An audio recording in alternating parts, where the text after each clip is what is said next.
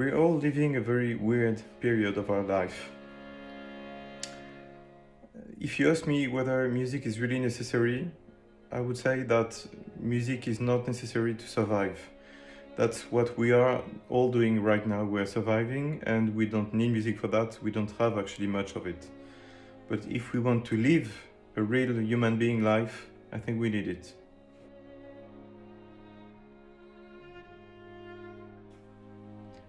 I was born in a musician's family. My mother was a pianist, and my very earliest memories of music were probably when I was still almost a baby, walking on all fours to go to the little music player we had, tape player, pressing the button to hear actually some music we had at home. That's my earliest memory of music.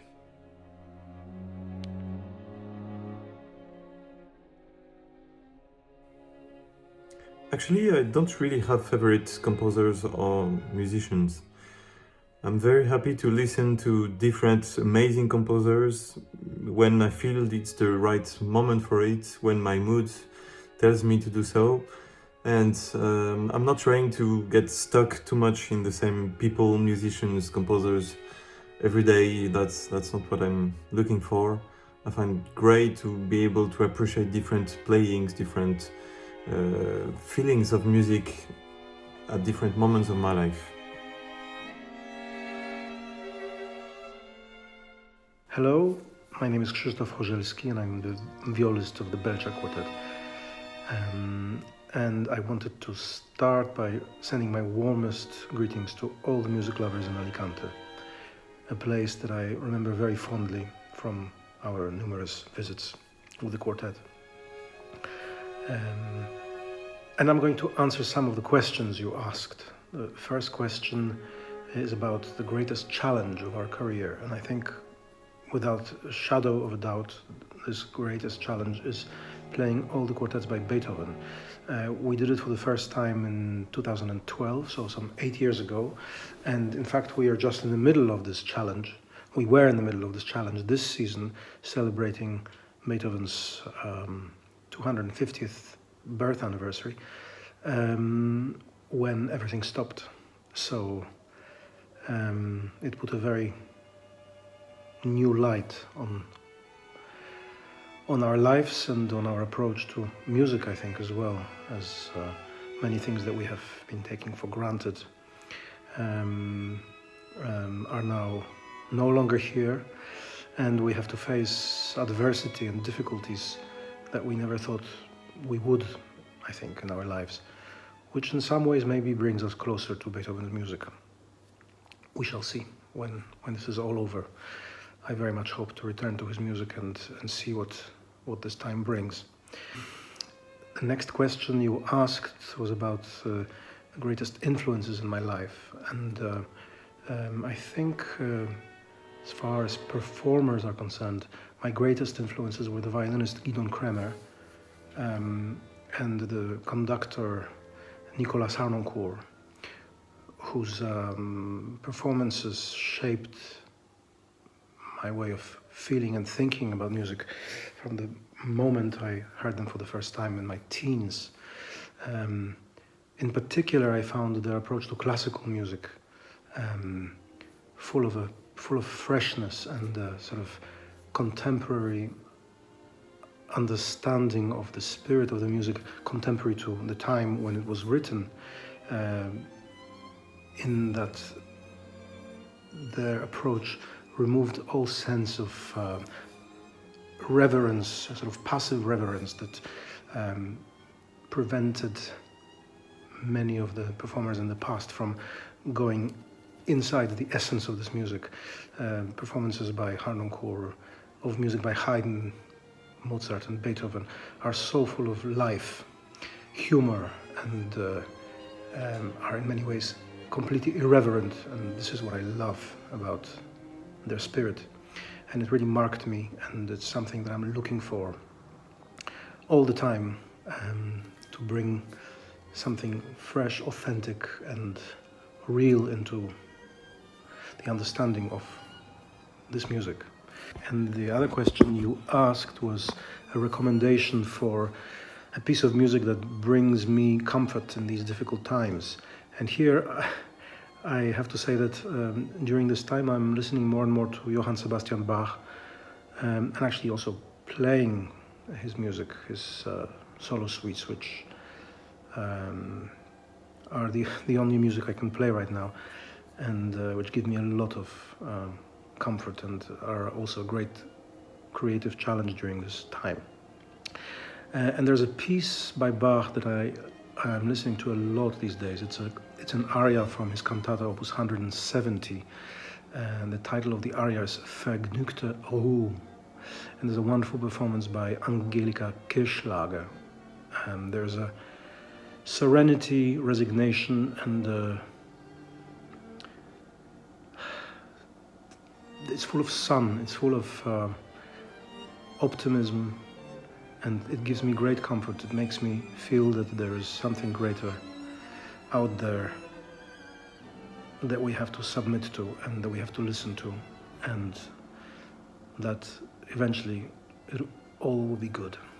So I send you my love, and espero que nos veamos pronto. Bye bye. Hello, I'm Antoine, cellist of the Belcea Quartet. Next question is, what advice would you offer to an aspiring musician?